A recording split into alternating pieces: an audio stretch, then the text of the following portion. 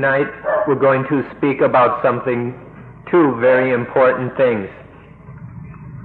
These two things are kilesa, defilement, and poti, enlightenment.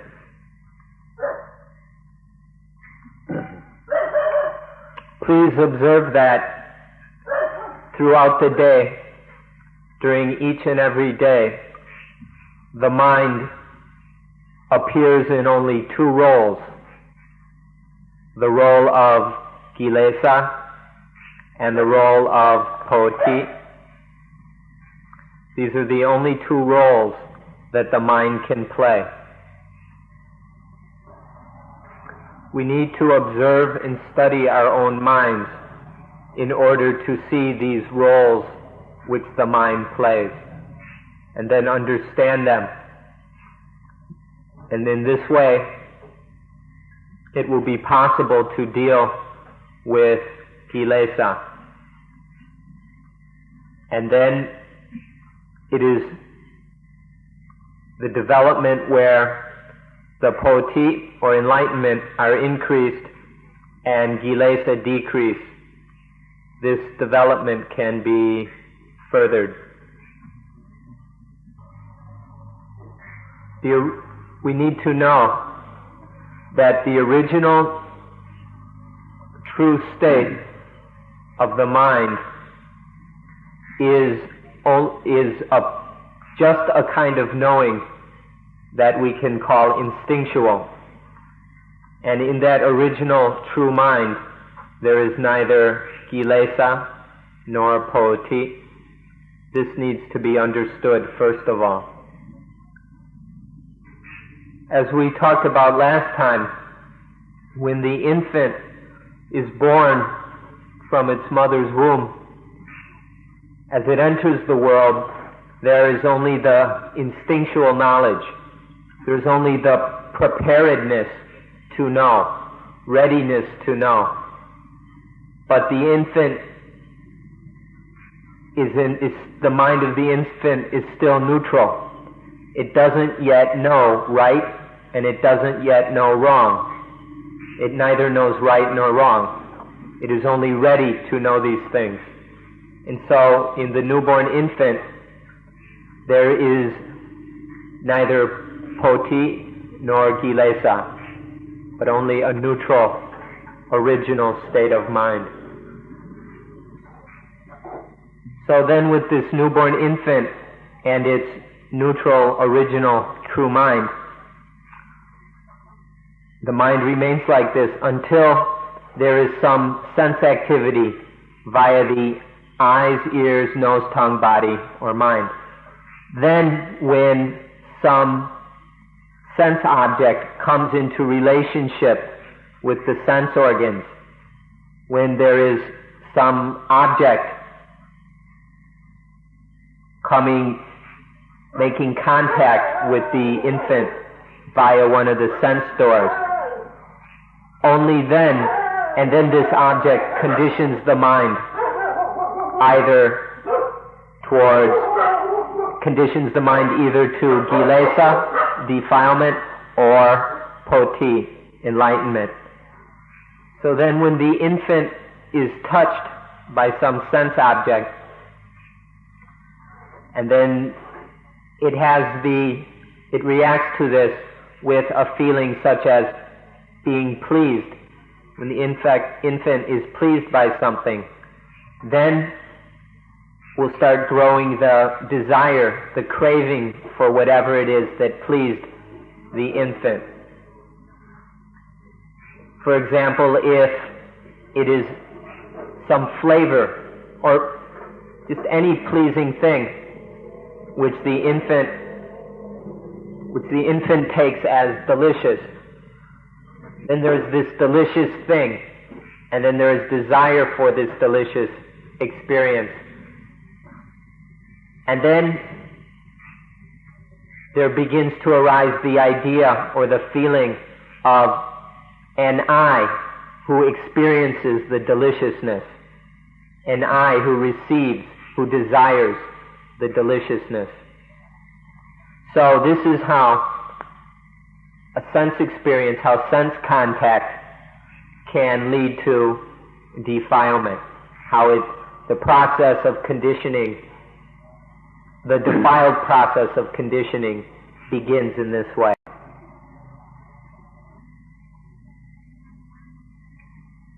If the object pleases the infant, there arises the kind of kilesa we call lopa, or greed. This is because in the infant there is no knowledge whatsoever. There is not one itty-bitty bit of knowledge about how this process works.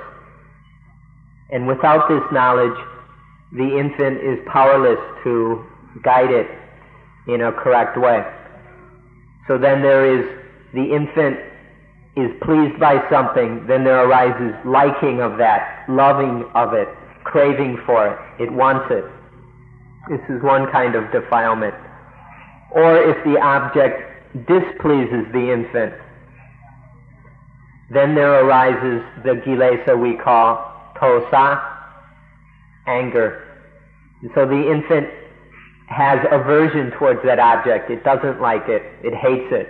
It wants to get rid of it. So these are two kinds of kilesa that arise because the infant does not have any knowledge of how this process works. So at the same time, when there is the defiled side that we just talked about, there is the enlightened side of the situation. On the enlightened side, the infant knows only deliciousness and non-deliciousness. That's all it knows.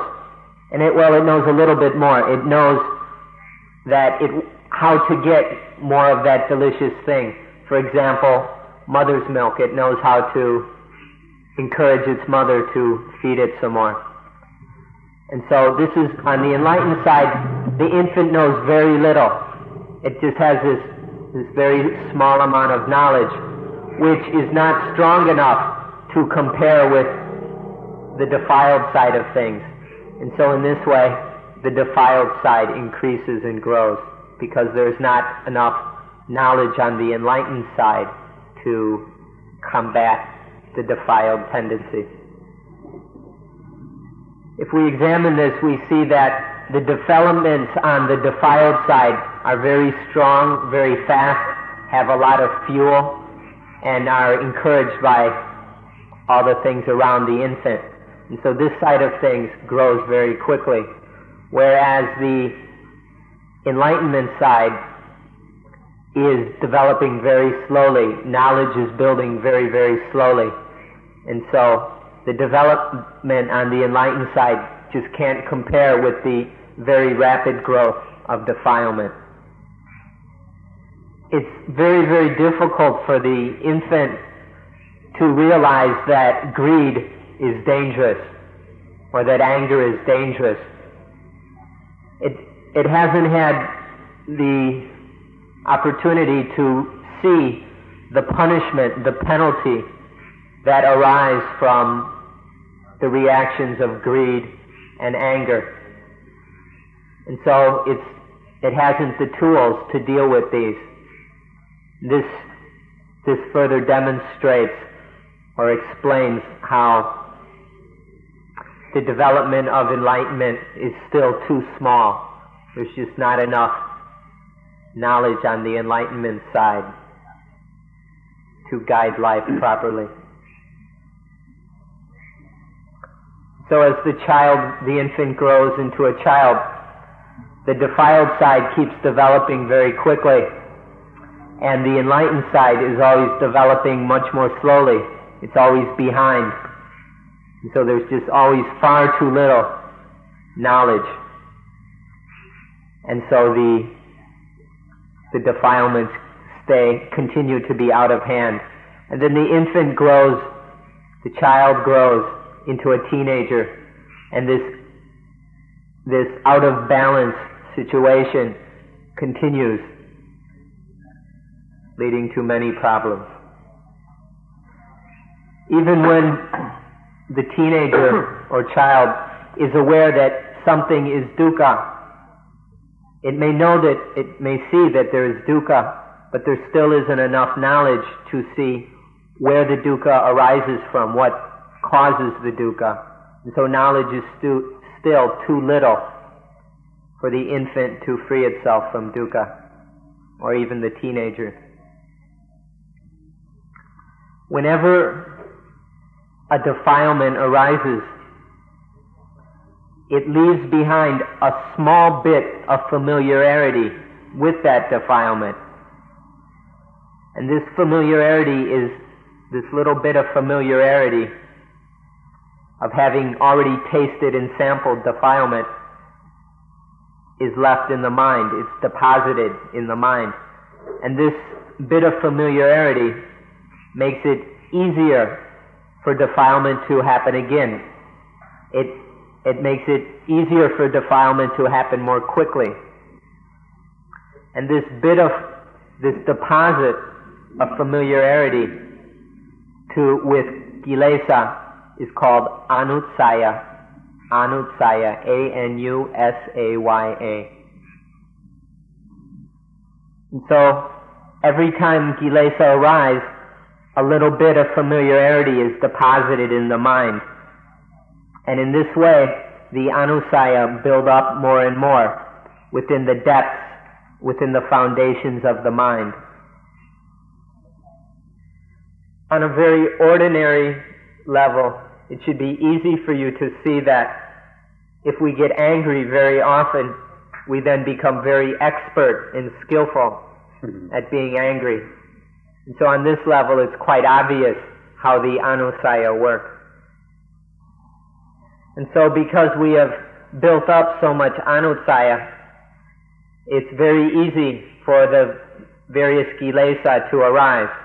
Because of these anusaya which we have been saving up with great effort, it's very simple for lopa, greed, tosa, anger, or moha, delusion, to arise one by one after the other. So now we'll look at the role of the anusaya. We can take for an example a large water jar, say a large clay water jar. If we fill it with water and there's a leak, a small hole, if there's not a lot of water, it will leak slowly. It'll be a low pressure leak. But the more water we put in, the higher the pressure and the more quickly the water comes out. The more powerful it will leak. So the anusaya work the same way. The more we build up these things, the more pressure there is behind the kilesa. And the kilesa arise more often, more quickly, more strongly. Now, sometimes the anusaya give rise to kilesa which are aimed at external sense experiences. Like we get angry at a certain person or a certain event or greedy for certain things. But another role of the anusaya is when they're built up to a great extent, then that pressure which they have developed will arise without any external sense object to call it forth. There doesn't have to be any contact with anything outside of the mind, but just within the mind itself, through the pressure of the anusaya, there will arise sort of half-powered kilesa, half strength, medium strength defilement, which we call the nivarana. And please, would you all give a great deal of attention to observing and knowing these nivarana. This is a very important subject to study. Be very careful with this word nivarana, Nivarana, and the word nirvana, Nirvana. The one NIV is a defilement. NIR, nirvana, is the Sanskrit word for nibbana, meaning freedom from all defilement. So there's quite a big difference between nivarana and nirvana. But the words are very similar, so be careful not to confuse them. What we're talking about now is nivarana, a kind of defilement. When all of these defilements are gone, then there is nirvana. So we can think of these nivarana as half-strength defilements. The first of these nivarana is kamachanta, which is basically a kind of greed or lust or sensual desire. And it arises from within without any external object to call it forth or elicit it. And so it's a kind of feeling towards sexuality or sensuality, but most of all towards a sexual feeling that disturbs the mind. This is kamachanta, the first of the nivarana. The second nivarana is payabhata. This is a feeling of not liking, of ill will. If your mind is disturbed by ill will or not liking, but you can't find the cause of it, you don't know why, or you don't know what it is you don't like, then there's a good chance it's this nivarana of not liking. It doesn't need an external object or subject. It arises from within the mind. The third nivarana is called tinamita. It's when the energy level of the mind drops. The mind is dull, weak, lazy, slow, and it falls to a low level because it lacks energy and strength. And this isn't caused by any external thing. It's just coming out of the anussaya. The fourth nivarana is the opposite of the third one. The third one is when the mind deflates and sinks. The fourth one is when the mind kind of keeps popping up, keeps bubbling, and bouncing around, flying around. The third one is a lack of energy. The fourth one is when there's too much energy. The third one is like sleepiness. The fourth one is when one can't go to sleep. The fifth nivarana is uncertainty about safety. It's not knowing, not being certain, having doubts about what is safe, about what one can take as a safe haven or refuge. This causes the biggest problems when it's doubt about Dhamma, when this uncertainty is about Dhamma, and then one is unable to find any refuge or security in truth, or in Puttha, the knowing of truth. And so on this deep level, this fifth nivarana is this kind of uncertainty about where spiritual safety is. But on an ordinary level, there's also this nivarana, and that is doubts about what is physically safe, about what is healthy, or economic safety, physical safety. And that leads to a lot of uncertainty, wavering, doubts, which can really disturb the mind and make it impossible to be calm and peaceful. So this fifth nivarana causes disturbances both on a deep spiritual level and also on the everyday worldly level. Now it would be very good for you to learn about these nivarana, not from our words or not from some book somewhere, but from watching them in your own minds. The best place to study, the only real place to study the nivarana, is in one's own mind. So, please do so. This is the first point of the first topic of tonight's talk. The nivarana can be hard to prevent because, as we said, they are arising out of the anutsaya which have been built up in the mind. However, once they have arisen, they can be gotten rid of through samadhi, by this very powerful control and calmness of the mind which is developed through the practice of mindfulness of breathing. So now that was the nivarana which arise out of the anutsaya. But the anutsaya can also give rise to full-powered, complete defilements.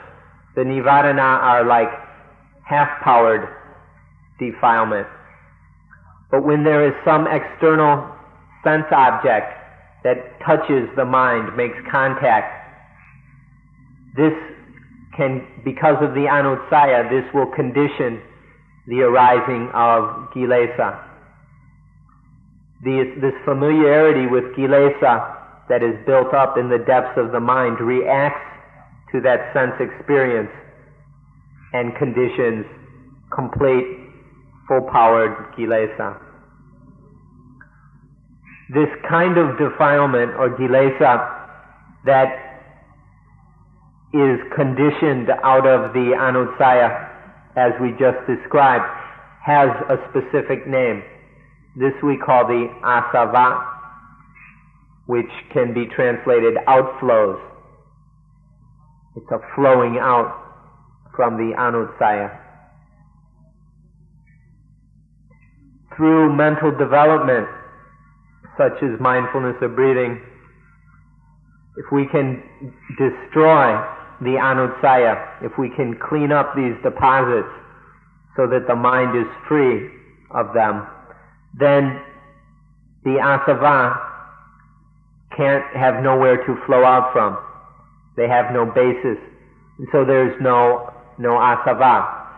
When one is free of these outflows, then one is an arahant, a perfectly enlightened being, a fully enlightened being. In the scriptures, the Buddha usually describes enlightenment as the end of the asava, and this is how it can happen. The word arahant means one who is free of asava. Another way of lessening the asava is that whenever there is sense contact of any kind, that this sense contact is controlled so that no kilesa are conditioned. When the kilesa are conditioned, it builds up the anutsaya. When kilesa are controlled, so that, or when the contacts are controlled so that no kilesa arise, then the anutsaya lessen and shrink. So this is another way of lessening in the anutsaya and asava.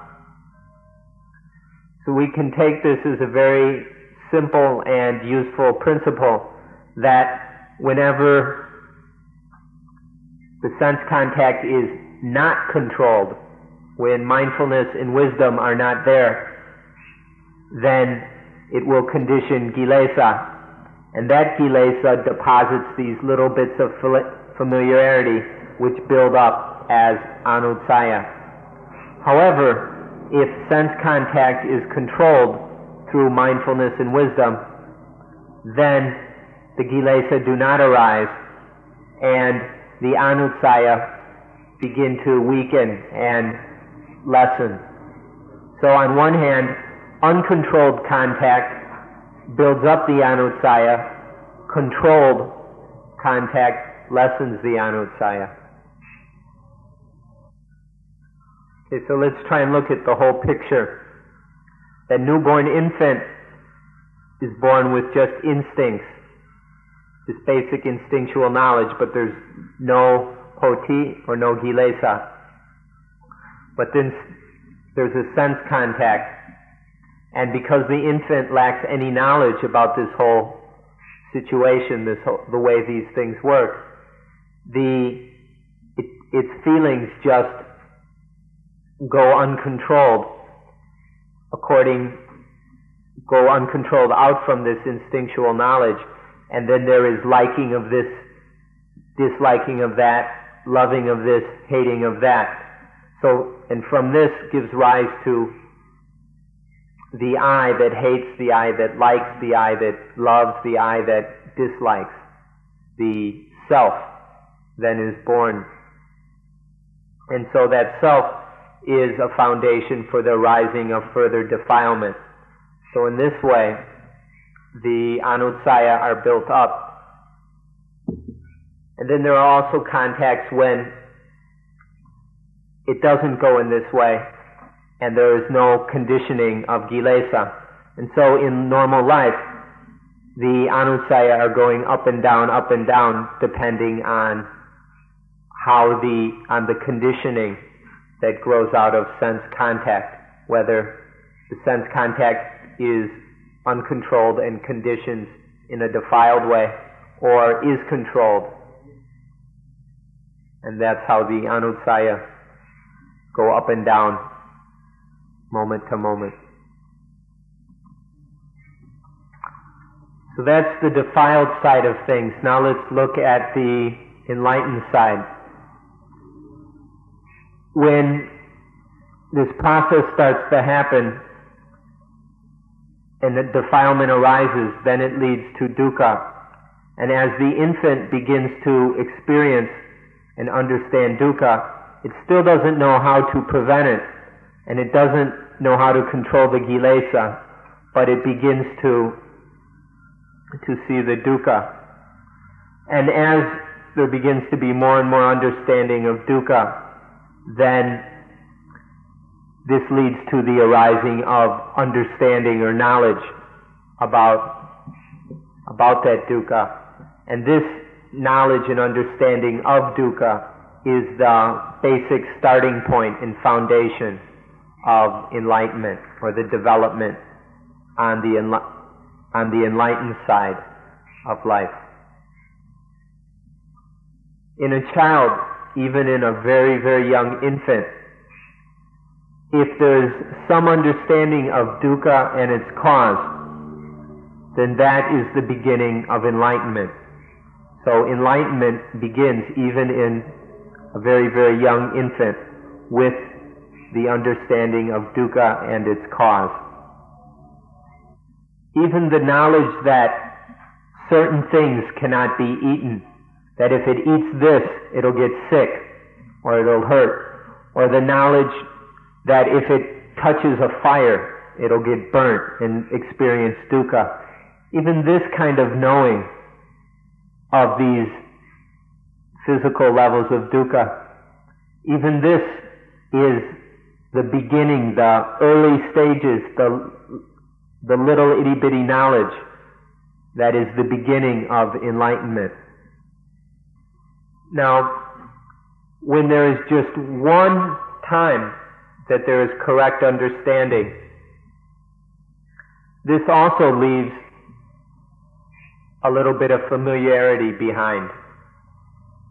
And so, every time that correct knowledge arises, that true wise understanding arises, then it leaves a bit of familiarity, which also can be built up. The build-up of familiarity with defilement we call anussaya.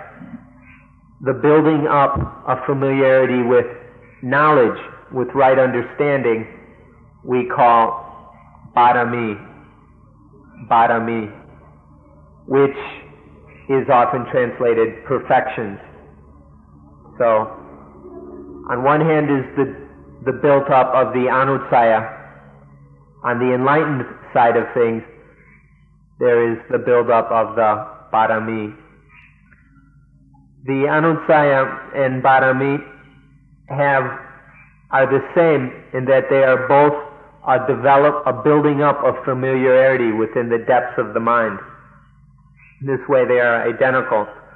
However, they oppose each other in that Anussaya, our familiarity, is defiled familiarity, or is familiarity with defilement, whereas Badami are enlightened familiarity with enlightenment, or with knowing. So in a child, there are both of these developing, Anussaya and Badami. The development of Anussaya, of defiled familiarity, is a low level of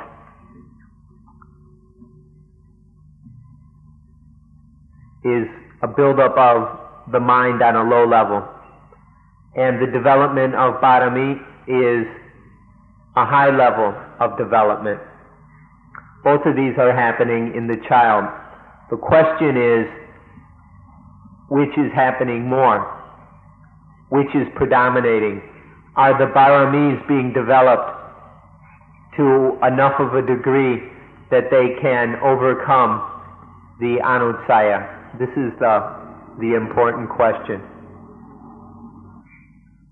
So there are these two building up, and then eventually there begins to be a struggle between defilement and enlightenment, or between the Anussaya and the Badami. And so it's important as which one is stronger to see who will win the war, or what side will win. Many people like to say that life is struggle, or that life is a struggle. If we're going to say that, then let's look at it on a very deep level and see that life is a struggle between Badami and Anussaya, between defilement and enlightenment. So whenever there is contact with a sense object, whenever there is this sense contact, if there is mindfulness and wisdom, then the Badami wins, and enlightenment is the victor. But whenever there is contact that lacks mindfulness and wisdom, then the Kilesa, defilement, wins. And so, this is how the battle goes. It's determined by whether there is mindfulness and wisdom or not at the sense contact.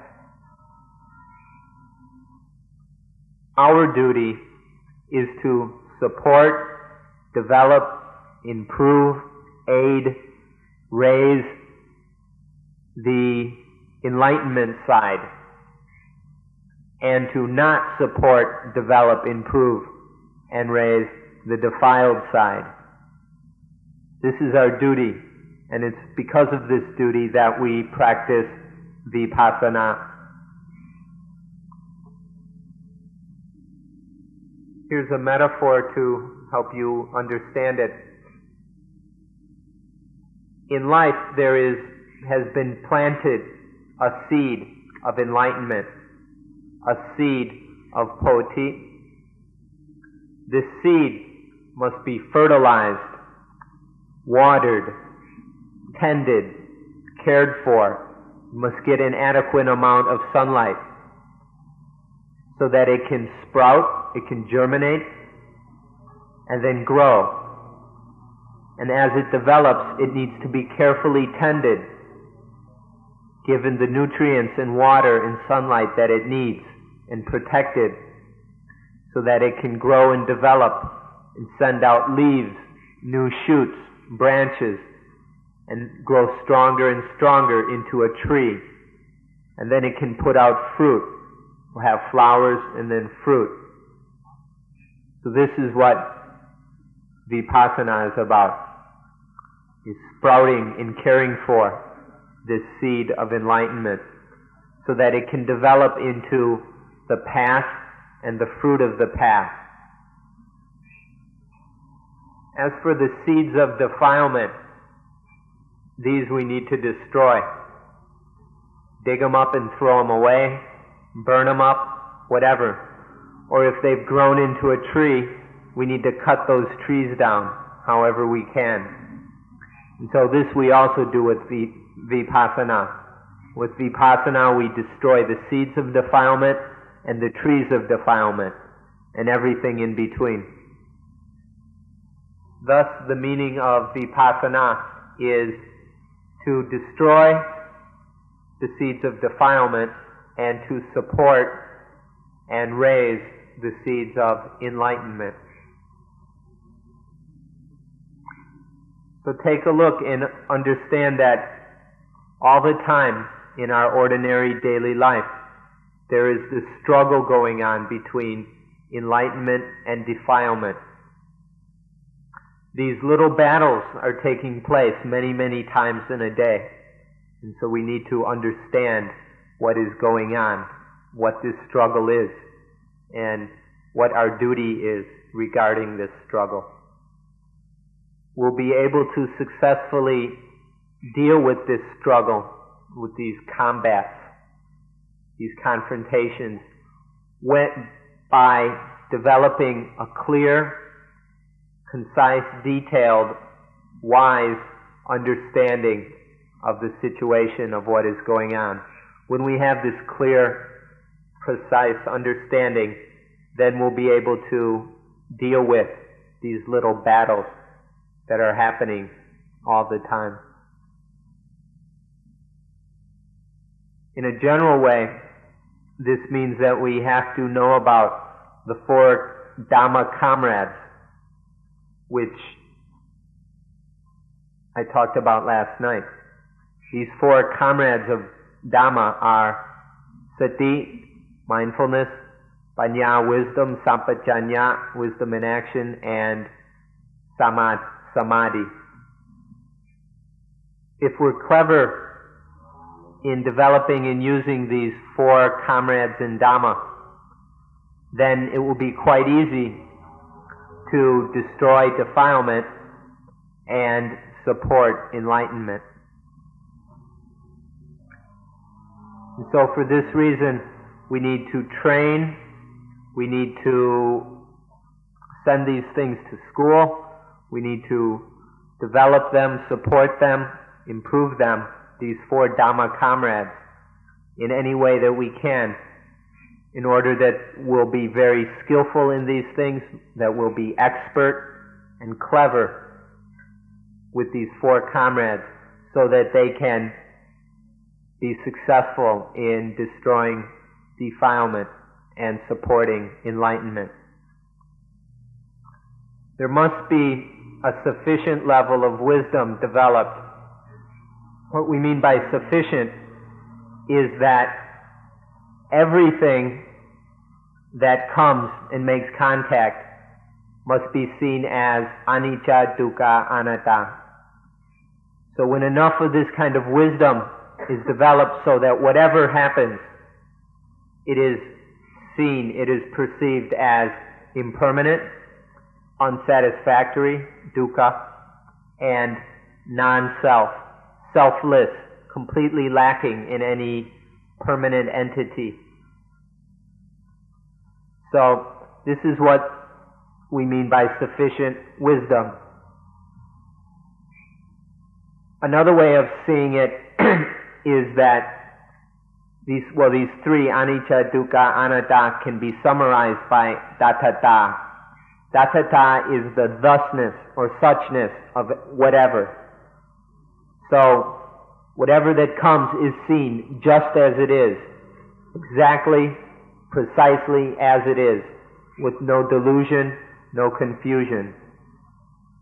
That is to see the dattata, the suchness or thusness or just isness of everything that comes. So when there is the datata of things are seen, then no problems arise because of those things. There is no defiled conditioning arising in response to the things that are seen as datata. So this seeing each and everything as just this, just that, just what it is, seeing the datata of everything, means that there will be no ignorant reaction of the mind of liking this, disliking that, wanting this, wanting to get rid of that, being pleased by, being displeased with, satisfied by, unsatisfied by, whatever that comes.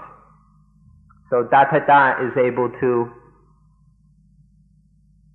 control the mind, keep the mind balanced, so it's not pulled out into these ignorant reactions to things. And in this way, the kilesa are destroyed, both the seeds of kilesa, the seedlings, and the trees of kilesa are dug up and destroyed through seeing the datata, the suchness of everything. If there is constant seeing of the truth of nature in this way, then the parami develop and enlightenment progresses steadily and increasingly towards Buddha or Buddha, the one who knows. Whenever you hear the word Buddha or Buddha, understand that it has three meanings. The one who knows things as they are, the one who is awakened to truth, the one who is awakened out of the sleep of ignorance and defilement, and the one who is blossomed forth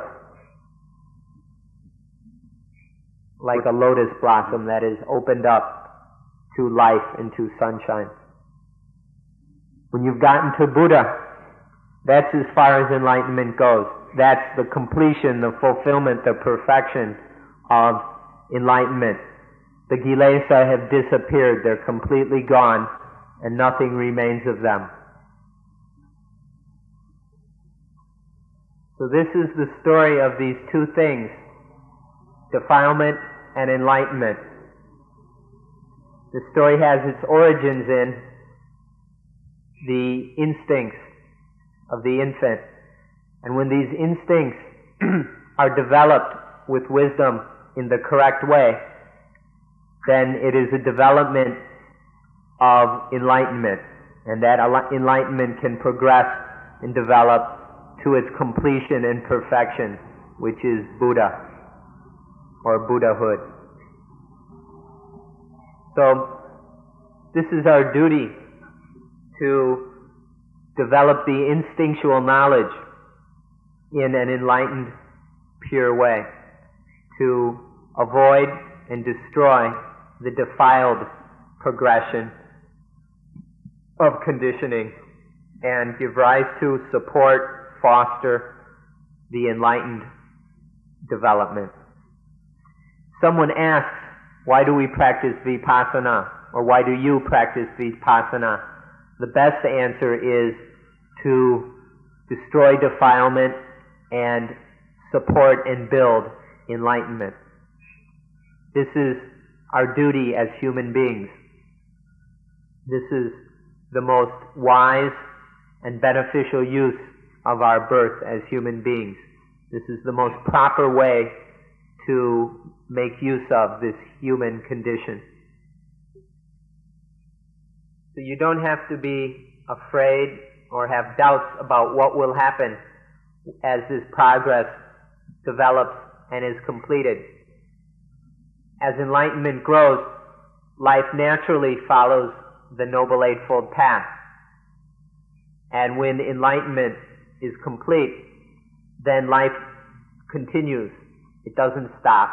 but it continues to maintain itself within the Noble Eightfold Path. But once there is enlightenment, the path no longer has to be developed. It just flows automatically from enlightenment, from Buddhahood. Poti, or enlightenment, gives rise to right view, the understanding of dukkha, the cause of dukkha, the end of dukkha, and the path that leads to the end of dukkha.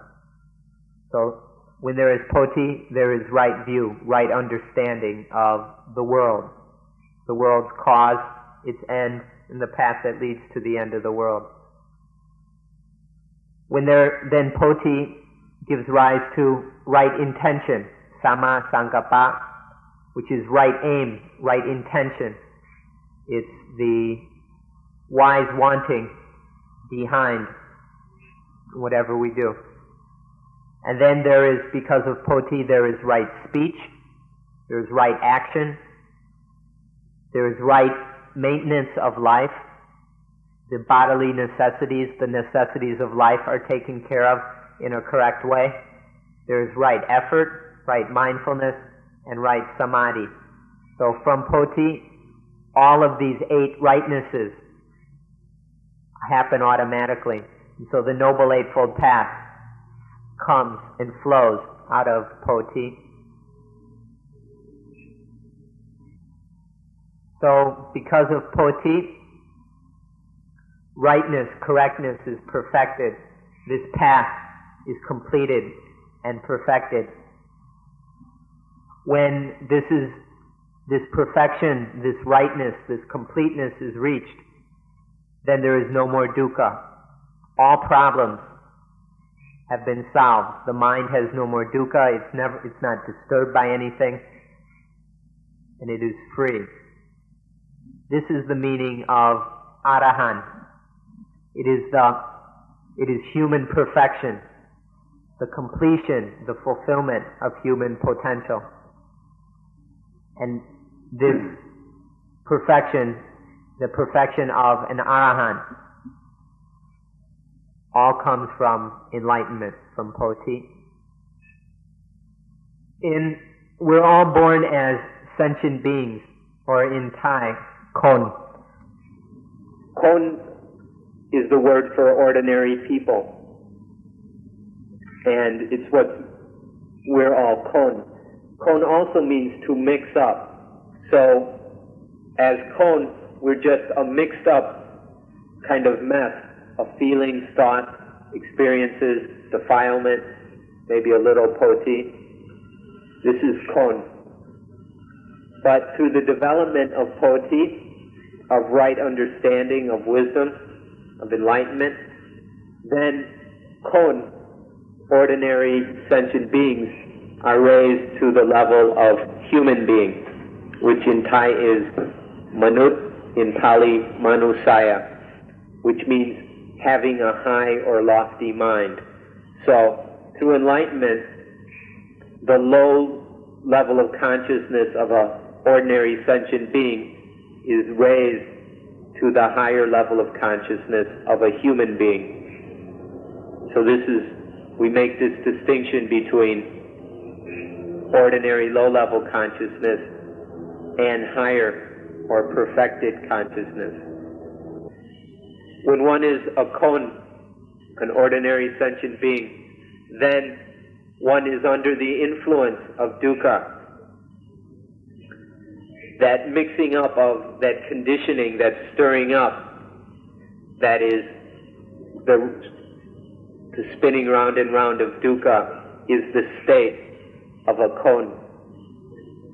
When one is a manut, a manusaya, or a truly human being, then one is out from under that influence of dukkha. One is free of the influence of dukkha, and that spinning round in conditioning is no longer going on. One is out of that state. So please, don't be just a kon. Please be a manut. Don't settle for being an ordinary sentient being, but develop and perfect the mind in order to be a human being. Just because you have a body that is shaped like a human being doesn't mean that you are a truly human being. It's not a matter of the body, of physical characteristics. It's a matter of states of consciousness or the level of the mind. So it should be obvious at this point that for Kon, spend all their time with defilement.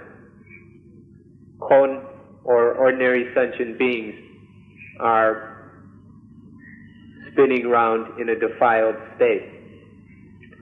Manut, or truly human beings, are in a state of enlightenment, and life is in a state of enlightenment. So, in order to raise the level of life and consciousness from that of an ordinary sentient being to the higher level of a human being, one must understand this matter of defilement and enlightenment. And so that's why we've been talking about it, in order for us to perfect the potential of the human condition. Within the Dhamma circle of people, when someone says, you are just a person, or you're just a Kon, you're not a human, you're just a person, this is a very, very grave insult. It is a very nasty and insulting thing to say, that someone is only a person, not a human. So, if you understand this matter of Poti and Kilesa, then you will be able to avoid being insulted in the way we just mentioned. That kind of understanding is not just an intellectual grasp of the words that have been said tonight, but is an understanding that is present on all levels of the mind, not just the intellectual, wordy level, the level of conceptualization, but also on the deeper level of direct intuition. With that understanding and knowledge, no one will ever be able to call you a Kon again. So tonight we've had the intention to speak about Kilesa and Poti, defilement and enlightenment. We've discussed this adequately, and so we'll end this talk and open it up to questions. So does anybody have a question? Thank you.